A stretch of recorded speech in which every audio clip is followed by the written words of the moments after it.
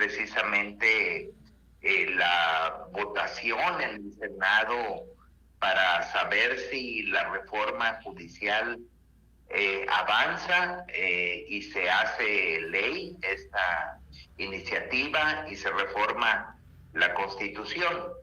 Hay que recordar que para que una reforma a la Constitución se realice, pues primero debe de haber una Cámara de Origen, digamos, que analice la iniciativa. En este caso, la iniciativa fue presentada por el presidente de la República.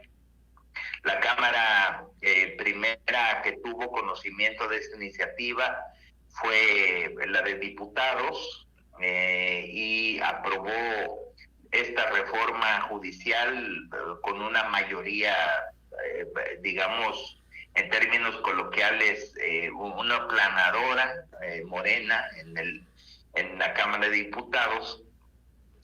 Y tendrá que aprobarse ahora en la Cámara de Senadores y posteriormente en las legislaturas de los estados, en la mitad más una de las legislaturas estatales, para que obviamente entre en vigor de acuerdo a los propósitos. Pero antes de esto me gustaría poner en contexto un poquito a nuestros al público que nos escucha, porque este es un tema que ha contrapunteado al Poder Ejecutivo con el Poder Judicial. Es un tema que este es quizá el sexenio más álgido donde un presidente de la República no ha tenido condescendencia con el Poder Judicial, y me estoy refiriendo a los últimos tiempos. Yo no recuerdo que, salvo la gran reforma que hizo el presidente Zedillo, en donde recortó donde recortó magistrados de la Suprema Corte, hasta ahora no había se había presentado una reforma tan radical en algunos temas, y obviamente esto ha despertado pues muchas posturas, ¿no? Ha habido quien ha comentado que se trata de una revancha porque el Poder Judicial le ha retachado, en términos coloquiales, le ha retachado al presidente de la República algunas iniciativas, y en ese sentido esas iniciativas y la que tiene, y creo que fue un punto de quiebre, que fue la reforma a la Guardia Nacional, en el sentido de que pasara el mando civil al mando militar, y no encontró eco, a pesar de que, bueno, él tenía el propósito de que así fuera, y creo que ahí fue el punto de quiebre, ¿no? Donde el presidente de la República, como titular del Poder Ejecutivo, puso en la mira al Poder Judicial, porque incluso a pesar de que él hizo una propuesta para nombrar a 4 magistrados de la Suprema Corte, pues 2 al final de cuentas le dijeron que no compartían esos propósitos y nada más se quedó con 2. Después nombró a Lenia Vázquez y bueno, ya tiene 3, pero no le son suficientes para una aprobación. Entonces, eso ha venido posicionando un pleito, digamos así, en términos institucionales, en donde el presidente de la República pues presenta esta iniciativa que ha despertado toda clase de comentarios, toda clase de posiciones políticas, y hay en esta iniciativa pues quizá lo mejor todos han coincidido, las fuerzas políticas, en que se ocupa una reforma al Poder Judicial, pero en los términos en los que está planteada esta reforma, pues no convence a muchos, y sobre todo el punto en el que no se acuerda o no hay algún consenso es precisamente en el tema de cómo se tienen que elegir los magistrados a través del voto popular, magistrados y jueces. Y también no es el tema solamente en lo federal, sino también en lo local, a grado tal de que, pues cuando un ciudadano se presente en una casilla a votar, pues tendrá que, en algunos casos, sobre todo en las ciudades muy pobladas, elegir al menos 300 personas en la casilla. Entonces, esto es una cuestión pues que está manteniendo la liga muy tensa entre el Ejecutivo y el Legislativo, pero en este caso en la Cámara de Senadores. ¿Y por qué estamos en vilo? Bueno, el tema es que hay 128 senadores electos por los principios que ya hemos mencionado en anteriores ocasiones, y precisamente la oposición, que es el PRI y PAN, porque hay que recordar que 2 senadores del PRD hace unos días, no más de un mes, decidieron irse a Morena. Entonces engrosaron las filas de Morena esos 2 senadores del PRD, a pesar de que fueron electos en alianza PRI-PAN-PRD en la coalición.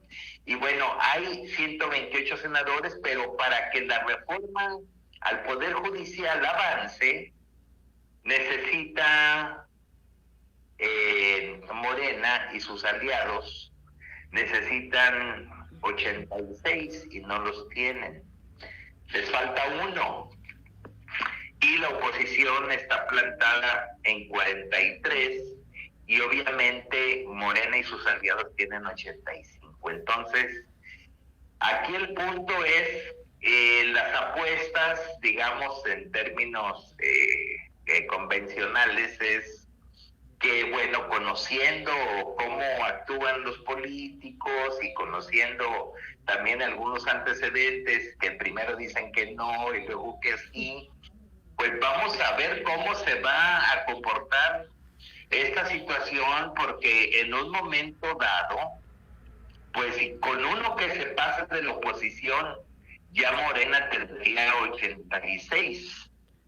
Entonces, ahorita dicen que con 85 les alcanza, pero no, porque hay una fracción en donde tradicionalmente la interpretación es que ante una fracción sube el número, ¿no? Entonces, ahorita tienen 85, pero necesitan 1 más. Y la votación sería el miércoles. De modo tal que ahorita, pues obviamente, si en la Cámara de Diputados la mayoría contó, eso es lo interesante de la democracia o del sistema democrático. Si en la Cámara de Diputados la mayoría contó, aquí en la Cámara de Senadores las minorías determinan si la reforma pasa o no pasa. Entonces, es una cuestión que nos va a mantener ocupados, atentos, porque ya fue aprobada por la Cámara por las comisiones internas del Senado, que es la de puntos constitucionales y alguna otra por ahí que no recuerdo, pero ya están aprobadas en lo general. Se presentarán al Pleno el miércoles. Hay quien dice también que pudiera ser mañana, pero si no pasa esta reforma que ha provocado tantas movilizaciones civiles y de trabajadores del Poder Judicial, a la que se han sumado también trabajadores y también estudiantes, pues vamos a tener un fin de sexenio muy notable en términos políticos, porque quién sabe cuál será la reacción que tenga el Poder Ejecutivo si es que no se le aprueba esta reforma judicial, y ver también qué hará la nueva presidente o presidenta respecto a una eventual negativa con respecto a la reforma judicial. Entonces, este es el panorama. Hay que estar atentos para el próximo miércoles o mañana y ver si finalmente los senadores de oposición logran frenar o los de Morena y sus aliados logran cautivar a uno de la oposición para que se les pase y bueno, tener una final pues en términos de hipódromo y en términos de atletismo, pues una final de fotofinish, ¿no? En esta situación. Sí, de hecho está la decisión, como bien decías, en una sola persona y bueno, nos tiene a muchos a la expectativa de qué va a suceder, pues ya sea mañana, el miércoles, creo que es cuando se va a definir en términos en ya particulares, ¿no? Así es, Francis. Muy Bueno, bien. hay que analizar también una contrapropuesta que presentó la ministra presidente del Poder Judicial en el sentido pues de que están convocando en esta nueva propuesta de reforma pues al diálogo, principalmente un diálogo que se rompió, como bien lo decía yo al principio, y que fue muy evidente en la ceremonia que se hizo en Querétaro, en la ceremonia de la Constitución, el 5 de febrero, sí. y que la ministra se quedó sentada, ¿no? Y eso lastimó mucho cuando llegó el presidente, todo el mundo se paró y la ministra no se paró, no se levantó, digamos, de su asiento, y esa formalidad como que irritó mucho a muchos, ¿no? Así es. Muchos. Muy bien. Gracias a mi compañero Jaime Valdés. Gracias, Jaime, buenos días. Buenos días. Gracias. Escenarios políticos esta mañana. Vamos a una breve pausa, regresamos con la parte final.